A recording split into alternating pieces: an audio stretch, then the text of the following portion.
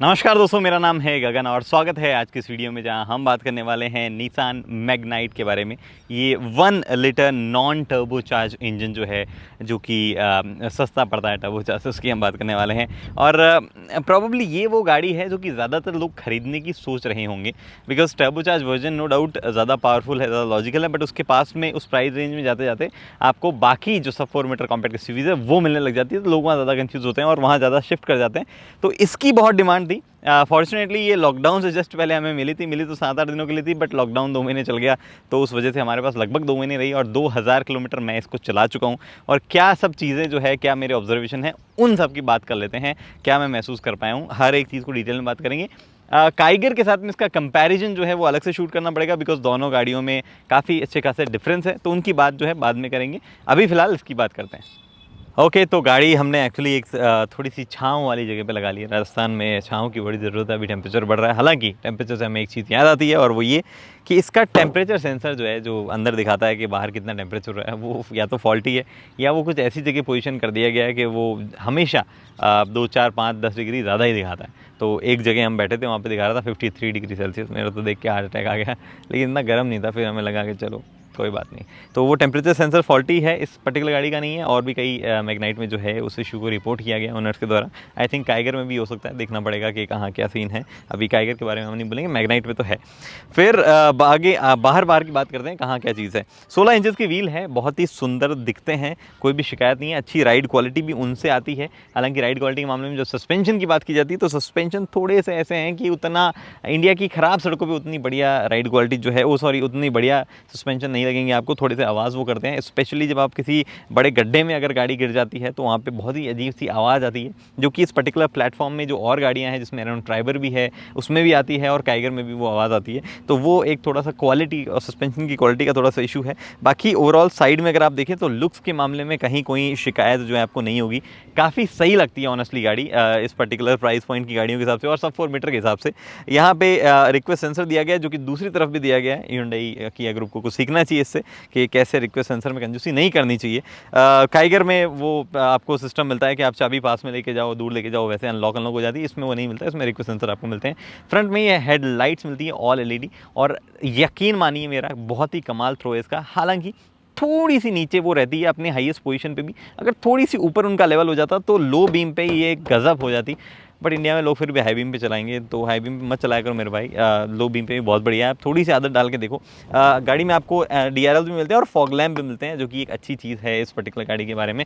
फिर आगे की तरफ अगर आप देखो तो ये जो ग्रिल है, ये ग्रिल अपने आप में काफ़ी बड़ी लगने लगी है। हालांकि इसके बीच में 360 डिग्री कैमरा जो है, उसका फ्रंट कैमरा यहाँ दिया गया है। सबसे सस्ती कार होगी शायद ये 360 डिग्री कैमरा जिसमें मिलता है, और ऐसी चीज़ें जो एक्चुअली सेलिंग पॉइंट भी हो सकता है कई लोगों के लिए। ग्रिल मुझे आज भी थोड़ी बड़ी लगती है, थोड़ी सी छोटी, या फिर प्रॉब्ली ये जो मैश पैटर्न जिसमें बड़े बड़े छेद दिए गए हैं, इसको थोड़ा सा जो है डेंस किया जा सकता था। इसके अलावा मुझे ऐसा कुछ नहीं लगता। गाड़ी में एक चीज़ ऐसी है कि ये जो पैनल गैप है बहुत बड़ा है, ऑलमोस्ट देखो अब मेरी चिट्टी अंगुली इसमें घुस रही है, बट कंसिस्टेंट है, मतलब गैप थ्रू आउट कंसिस्टेंट है, ऐसा ही रहेगा, ऐसा नहीं एक साइड से कम एक साइड से ज़्यादा। ये इसके बारे में अच्छी चीज़ है। थोड़े से पैनल गैप्स जो है, उनकी गैप जो है उसको कम करने की कोशिश रेनो को डेफिनेटली करनी चाहिए थी। रेनो नहीं, सॉरी, निसान को डेफिनेटली करनी चाहिए थी। बार बार रेनो और निसान जो है नाम एक्सचेंज इसलिए होता है क्योंकि दोनों गाड़ियाँ सेम प्लांट में बनती है, काफ़ी सारी चीज़ें शेयर करती हैं कंपनीज आपस में, तो इस वजह से आ जाता है। अगर आपको नहीं पता हो तो ये चीज़ हो गई। बाकी पीछे की अगर आप आएँ तो उस वक्त देखिए, एक तो ग्लास एरिया भी काफ़ी बढ़िया है यहाँ पे। पीछे की और टेल लाइट्स और बूट जो है अपने आप में वो काफ़ी बढ़िया लगते हैं सब 4 मीटर के हिसाब से। कोई भी शिकायत मुझे इधर भी नहीं है। जो जो जिस तरीके का व्यू या ऑरा जिस तरीके का पीछे से आता है। मैग्नाइट यहाँ पे लिखा हुआ है, गाड़ी में 4 रिक्वेस्ट सेंसर है, कोई कंजूसी यहाँ पे नहीं की गई है। अगेन Hyundai को इससे सीखना चाहिए कि इस प्राइस पॉइंट की गाड़ियों में 4 जो है ये रिक्वेस्ट सेंसर दे दिए जाने चाहिए। गाड़ी में आपको रियर वाइपर वॉशर मिलता है, आपको इधर जो है डीफॉगर मिलता है। हालांकि डीफॉगर में एक चीज़ ये है कि डीफॉगर का जो यहाँ पे स्टार्ट जहाँ से होता है, तो ये बाहर ऐसे एकदम से खुला सा लग रहा है, जो कि अच्छा नहीं लगता है। इसको प्रॉब्ली कवर किया जाना चाहिए था। अदरवाइज़ यहाँ पे देखो आपको बढ़िया से जो है ये लगा के दिया गया है, ऐसा कुछ कोई चीज़ खुली नहीं लटकती है।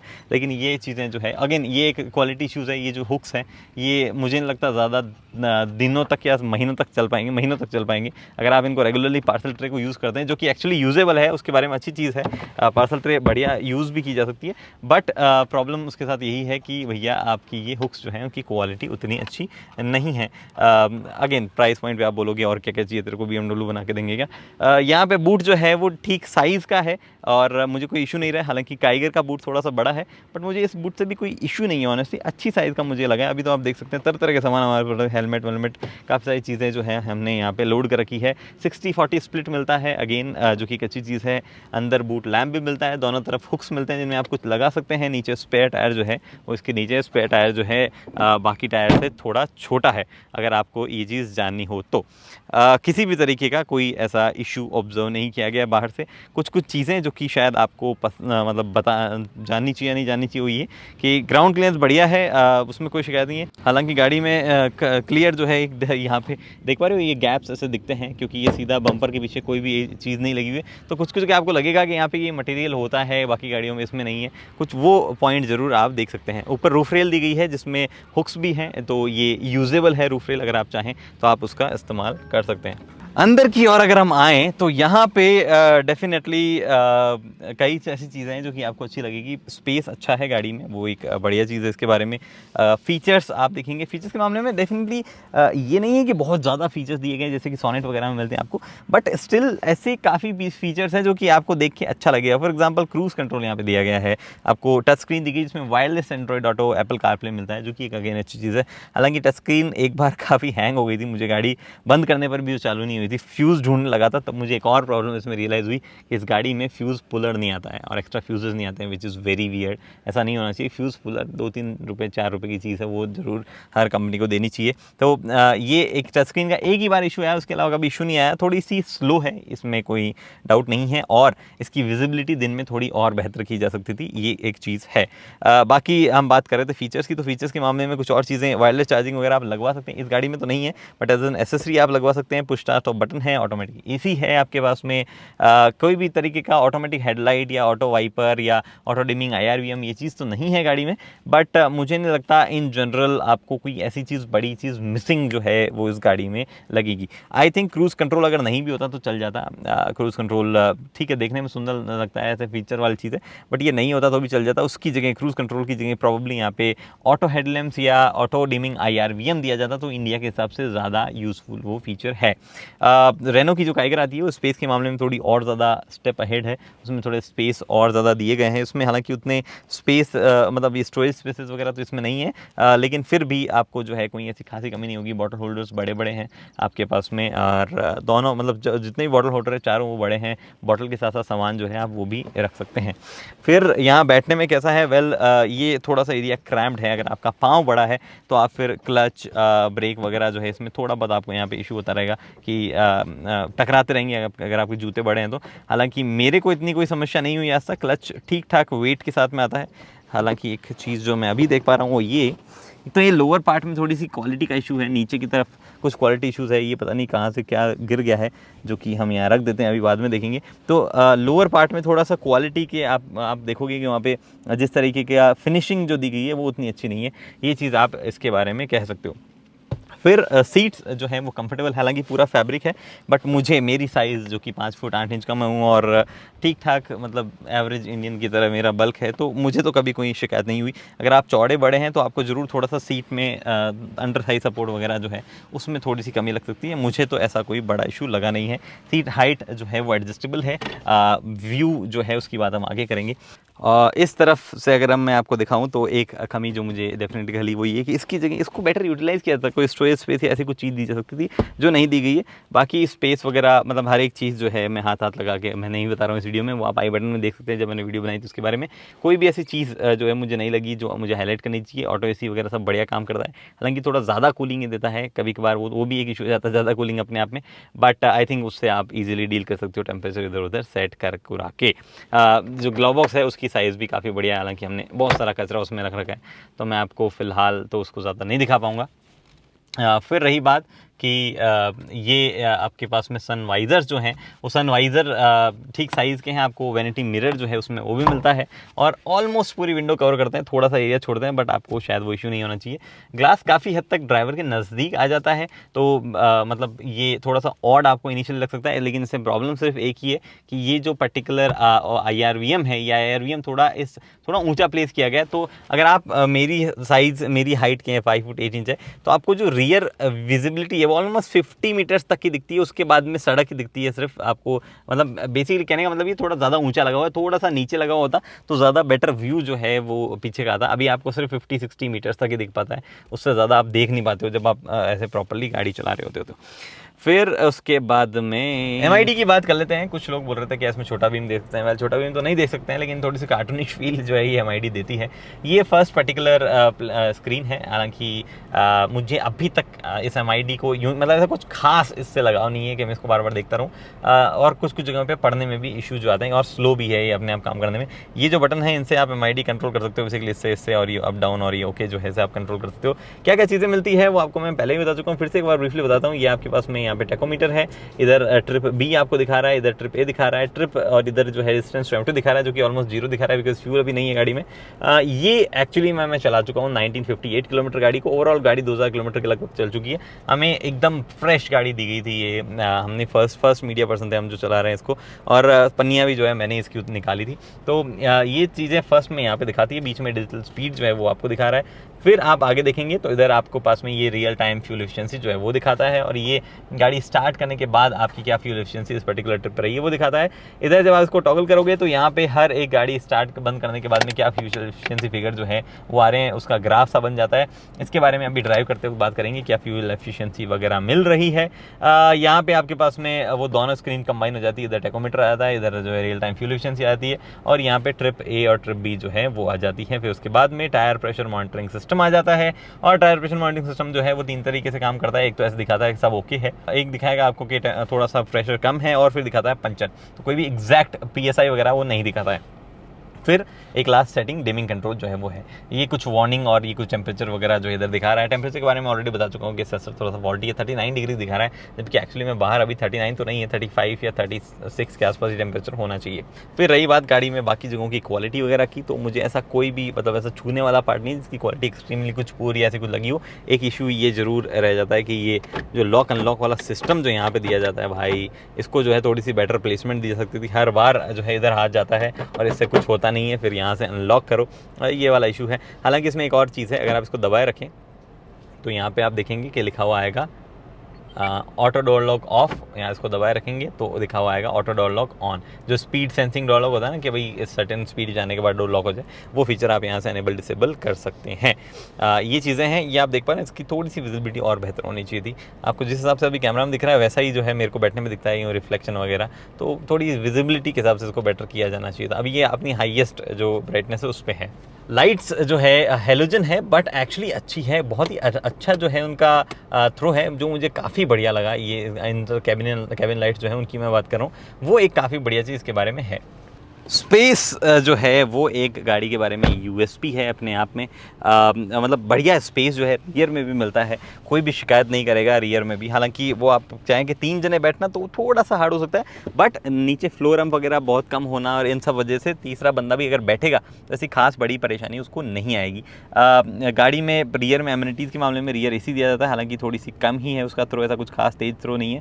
ड्राइवर की तरह उसमें डेडिकेटेडली कोई फ़ैन नहीं लगा है, बट ठीक ठाक थ्रो उसका है। बट AC क्योंकि पावरफुल है तो ओवरऑल जो है आपको कैबिन ठंडा जल्दी कर देता है। एक 12 वोल्ट का आपको सॉकेट दिया जाता है जिसमें आप मोबाइल होल्डर वगैरह कुछ भी लगा सकते हैं। यहाँ पे आपके पास में हैंड रेस्ट है, इसमें 2 बॉटल होल्डर है, एक छोटा सा एरिया है यहाँ पे। छोटे मोटे फ़ोन तो आई बिलीव आप डाल ही सकते हो, या बड़े वाले भी नहीं, बड़े वाले तो नहीं आएंगे, छोटे वाले फ़ोन जो हैं वो आप डाल सकते हो। तो ये चीज़ें हैं। रियर में आइसोफिक सीट बेल्ट दिए गए हैं, तो ये एक बड़ा रीज़न है। इस गाड़ी को 4 स्टार भी रेट किया गया, तो सेफ्टी के मामले में भी गाड़ी बढ़िया है। स्पेस जो है उसका यूटिलाइजेशन काफ़ी अच्छा है। ये मतलब जो बड़ी सब 4 मीटर्स है, बड़ी सब 4 मीटर इन द सेंस जो महंगी सब 4 मीटर्स है, वो भी इतना ही स्पेस आपको कहीं ना कहीं ऑफर करती है। तो स्पेस में आप बिल्कुल भी कॉम्प्रोमाइज़ नहीं करेंगे। हाइट एडजस्टेबल सीट हेडरेस्ट जो है वो भी आपको मिलते हैं, और 60-40 जैसे मैंने बताया वो भी आपको यहाँ पे मिलते ही हैं। रियर में भी अगेन आपको पावर विंडोज़ जो है कंट्रोल मिलते हैं। पावर विंडोज़ थोड़ी सी स्लो मूव करती है और पूरा नीचे नहीं जाती है, जो कि थोड़ा सा एक छोटा सा इशू जो है मेरे ख्याल से है। रियर पैसेंजर जो है उनको डोर अनलॉक करके नीचे उतरने में दिक्कत नहीं आएगी अगर डोर लॉक है, क्योंकि ये यहीं दिखता है तो आप सिंपली ऐसे खींच के जा सकते हो। It's just for front passenger, specially driver और उधर वाला पैसेंजर, उसको डोर वाला इशू जो है वो वहाँ पे होता है। मैगजीन्स होल्डर यहाँ पे आपको दिया गया, हालांकि मैगजीन तो कोई पढ़ता नहीं है, इसमें हम कुछ भी रैंडम स्टफ आजकल डालते हैं, मैगजीन कोई नहीं पढ़ता, ये गहरी चीज़ है ऑटोमोटिव इंडस्ट्री में। खैर एनीवे बाद में बात करेंगे कभी। ये यहाँ पे पीछे की ओर है, रियर में यहाँ पे अगेन लाइट दी गई है जिससे कैबिन का इल्यूमिनेशन अच्छा होता है, तो वो भी एक अच्छी चीज़ यहाँ पे है। रियर के अब मतलब एक सस्पेंशन वगैरह की बात जो है रियर में कैसा फील होता है उसकी मैं बात करता हूँ। थोड़ा सा ऐसा है कि मतलब कुछ गाड़ियों में थोड़ा वो बेहतर फील होता है। फॉर एग्जांपल टाटा नेक्सॉन में, XUV 300 में आपको थोड़ा सा बेटर सस्पेंशन फील होंगे, आपको अच्छे सस्पेंशन ब्रेजा में भी रियर में फील होंगे। लेकिन ओवरऑल फिर सोनेट, वेन्यू और इन सब की बात उन हिसाब से की जाए तो ऑलमोस्ट सिमिलर सा कंफर्ट जो है रियर में आपको मिलता है।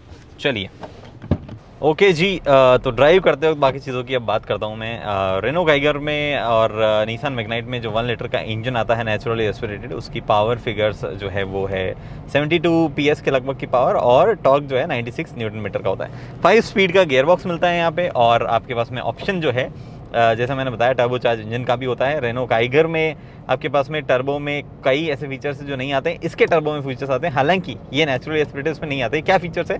मोस्टली सेफ्टी से रिलेटेड है, गाड़ी के vehicle stability control, hill hold assist है, आपका ब्रेक असिस्ट जो है वो हाइड्रोलिक ब्रेक असिस्ट वो, और साथ ही में एक आध और फीचर्स जो है वो सेफ्टी से रिलेटेड वो टर्बो चार्ज वेरिएंट में ही आते हैं निसान मैग्नाइट के। काइगर में किसी वेरिएंट में भी नहीं आते हैं, और इसके मैग्नाइट के इस नॉन टर्बो वाले इंजन में नहीं आते हैं। तो ये मेजर डिफरेंस यहाँ पे है। बाकी पावर वगैरह जो है और टॉर्क वगैरह जो वो कैसा कहाँ क्या फील होता है उसकी मैं बात कर लेता हूँ थोड़ा सा आपको यहाँ पे। ये एक तो वाइपर जो है इसकी क्वालिटी उतनी अच्छी नहीं है, थ्रो भी उतना मतलब खासा अच्छा नहीं है, और ये वाइपर जो ऑलरेडी उनके रबर की क्वालिटी जो उतनी थोड़ी सी मुझे परेशान करने लगी है। एनीवे तो बात ये चल रही थी कि पावर वगैरह कैसी फील होती है सिटी में। सबसे पहले बात करते हैं कैसी फील होती है सिटी में। अगर आप अकेले बैठे हो तो आप ठीक है, मतलब आप सिर्फ यही कंप्लेन करोगे कि स्मूथनेस बिल्कुल भी नहीं है गाड़ी में, जर्क लगते रहते हैं कि आप क्लच छोड़ते हो तो रिवर्स भी लेते हो तो, और गाड़ी शटर करती रहती है, मतलब एक अलग सी ऐसे स्ट्रगल सा लगता है उस इंजन को, लगता है कि वो माउंटेड प्रॉपर्ली नहीं है, और जो है उसमें पावर की कमी लग रही है, खासतौर से जब इंक्लाइन पे चढ़ाई हो या पीछे इंक्लाइन पे आप रिवर्स कर रहे हो तो वो आपको जो है वहाँ पे थोड़ी पावर की कमी खलेगी। Otherwise mostly city to city आपको कोई खासी परेशानी होगी। क्लच थोड़ा सा लाइट होना चाहिए था, हैवी है क्लच, जो कि थोड़ा सा नेगेटिव है इसके बारे में। लेकिन अगर आप ऐसे जैसे अभी इतने यहाँ पे ट्रैफिक कम है, ऐसे एरियाज में आई डोंट थिंक सो आपको कोई भी शिकायत जो है होगी। फ्यूल एफिशिएंसी सिटी के इस तरीके की ट्रैफिक में आप ऑलमोस्ट 16 के आसपास निकालोगे। थोड़ा ज़्यादा ट्रैफिक होता है तो वहाँ पे आप जो है ऑलमोस्ट 14 के आसपास की फ्यूल एफिशिएंसी निकाल पाओगे। 12 जो है शायद वो बम्पर टू बम्पर ट्रैफिक में 12 आप फ्यूल एफिशिएंसी निकाल पाओगे। हाईवे की क्या फ्यूल एफिशिएंसी, उसकी हाईवे की बात करते हुए करते हैं।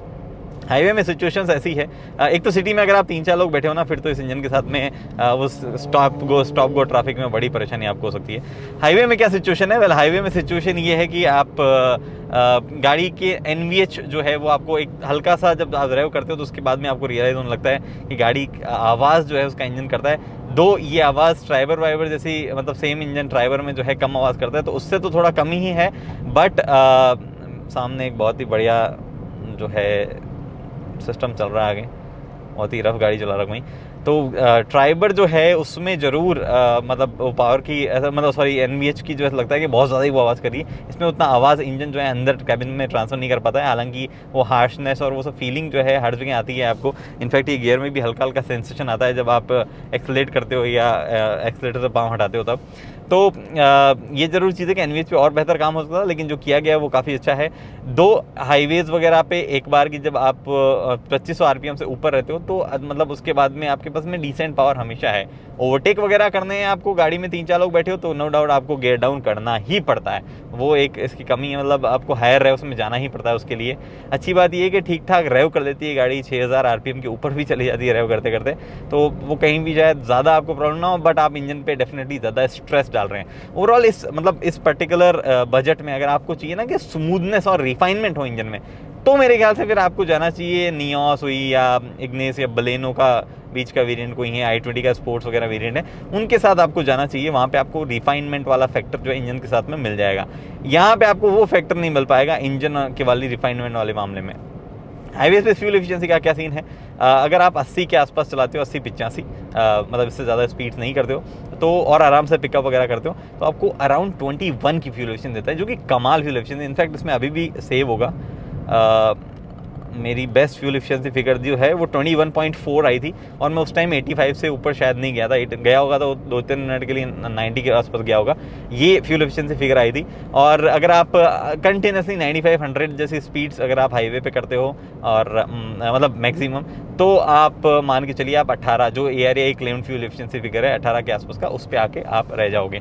और बाकी मैंने आपको फ्यूल एफिशिएंसी फिगर शेयर के बताई दी हैं। तो मेरी रिकमेंडेशन तो यही है कि अगर आप जेन्युइनली इंजन और उस पावर और उस रिफाइनमेंट जैसी चीज़ चाहते हो, तो फिर आपको ये गाड़ी आपके लिए शायद नहीं है। बट आप सोच रहे हो कि नहीं, मुझे मोस्टली हाईवे रन या ओपन जगहों पे ही रन करना है, गाड़ी चलानी है, ऐसे सिटी में ज़्यादा ट्रैफिक वगैरह में नहीं चलानी है मुझे, तो मेरे ख्याल से आपके पास में ये एक ठीक ठाक ऑप्शन हो सकता है उस हिसाब से, अगर आपको स्पेस वगैरह जो है, बाकी सब चीज़ें जो है इस गाड़ी की पसंद आती है। तो मेंटेनेंस वगैरह के मामले में चीज़ें यही है कि गाड़ी की मेंटेनेंस जो है वो मतलब अगर आप देखो टर्बोचार्ज के मुकाबले में, तो इसकी मेंटेनेंस डेफिनेटली कम रहेगी नेचुरली एस्पिरेटेड की। हालांकि जिस हिसाब से जो क्वालिटी ऑफ पार्ट्स लग रहे हैं, तो हो सकता है आपको पार्ट्स जो है थोड़े ज़्यादा जल्दी चेंज करवाने पड़े, ख़ासतौर से जब इस पर्टिकुलर प्राइस रेंज में जो दूसरी गाड़ियाँ आती हैं उनके पार्ट्स काफ़ी अच्छी क्वालिटी के लगते हैं, इसकी उतनी अच्छी क्वालिटी के पार्ट्स कुछ जगहों पर नहीं लगते हैं। But I don't think over the time long run में कोई बड़ी शिकायत होगी।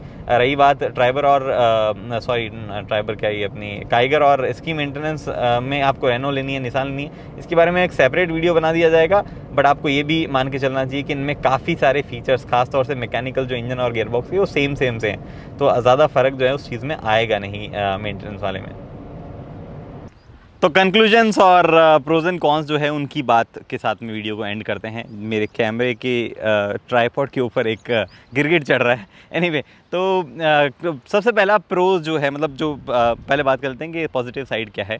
अगर आपको इस बजट को देखो ना, तो यहाँ पे आपको एक एसयूवी टाइप फील वाली कार मिल रही है, बड़ी है, स्पेशियस है, दिखती अच्छी है, तो ये डेफिनेटली इसके पॉजिटिव फेवर में जाता है, क्योंकि 8 लाख रुपए की एक्स-शोरूम प्राइस पे it's is a good option, मतलब बहुत ही बढ़िया चीज़ एक्चुअली ये है। इनफैक्ट जो dual tone, non dual tone वाला है वो तो और ज़्यादा सस्ता आ जाता है, तो वो एक अच्छा ऑप्शन यहाँ पे है।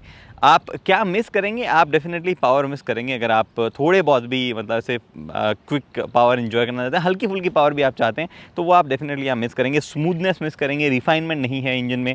और मेरा ये मानना है कि अगर आपको चाहिए कि एकदम इस सिटी में मोस्टली चलना है, रिफाइनमेंट अच्छा होना चाहिए, और AMT वगैरह के आप हिसाब से देख रहे हैं, तो आप काइगर या मैग्नाइट से दूर रहें। आप उसके लिए फिर आप प्रॉब्ली इग्निस या ये जो गाड़ियां हैं ग्रैंड i10 AMT, इनके साथ जाएं तो ज़्यादा बेहतर आपके लिए रहेगा। अगर आपको चाहिए कि नहीं, आपका आदरण हाईवे है, सिटी है, और आप थोड़ा बहुत कॉम्प्रोमाइज़ कर सकते हैं जो रिफाइनमेंट वाली चीज़ें हैं इन सब से, तो फिर आई बिलीव आपको मैग्नाइट जो है उसके 1 लीटर नेचुरली एस्पिरेटेड के साथ में जाना चाहिए। फ्यूल एफिशिएंसी मुझे कोई इशू नहीं लगा ऑनेस्टली फ्यूल एफिशिएंसी के हिसाब से। हालांकि जो ARAI क्लेम्ड जो बताया जाता है उसके हिसाब से तो टर्बोचार्ज इंजन जो है वो ज़्यादा फ्यूल एफिशिएंट है, बट आई एम श्योर वो आप ऑलमोस्ट सिमिलर फ्यूल एफिशिएंसी जो है इससे भी निकाल पाएंगे अगर आप आराम से चलाने वाले लोगों में से हैं। लेट्स से 90 के आसपास हाईवे पे अगर आप क्रूज़ करते हैं, तो अच्छी खासी फ्यूल एफिशिएंट जो मैंने आपको बताई वो यहाँ पे दे पाता है इंजन। रही बात मेंटेनेंस वगैरह की, तो वो भी मैंने जहाँ टच कर ही लिया कि ये मतलब बाकी इस सेगमेंट की गाड़ी उतना ही मेंटेनेंस है, कुछ खासा डिफरेंस जो है वो आपको वहाँ लगने नहीं वाला है। तो ओवरऑल ये आपकी चॉइस इस बात पे बन जाती है, अगर आपको SUV स्पेस और इस पर्टिकुलर लुक जैसी गाड़ी चाहिए, कम चलाना है और मोस्टली सिटी हाईवे या खुली सड़कों पर ज़्यादा चलाना है तो आप इसके साथ में जा सकते हो। अगर आप 2-4 लोग बैठ के चलाना चाहते हो, स्मूथनेस, रिफाइनमेंट आपकी प्रेफरेंस है, थोड़ी पावर आपकी प्रेफरेंस है, तो आई बिलीव फिर ये कार आपके लिए नहीं है। तो फिलहाल दोस्तों इस वीडियो में इतना ही। अगर आप अभी भी कंफ्यूज हैं तो कंसल्टेशन जो है वो चैनल पे ले सकते हैं, नीचे ज्वाइन बटन जो है वो यहाँ पे दिया गया है। और बाकी फिलहाल इस वीडियो में इतना ही। उम्मीद करता हूँ वीडियो पसंद आए तो दोस्तों लाइक शेयर सब्सक्राइब आप कर सकते हैं। अगली वीडियो तक दोस्तों हेलमेट पहनिए, सीट बेल्ट पहनिए, सुरक्षित चलिए। धन्यवाद।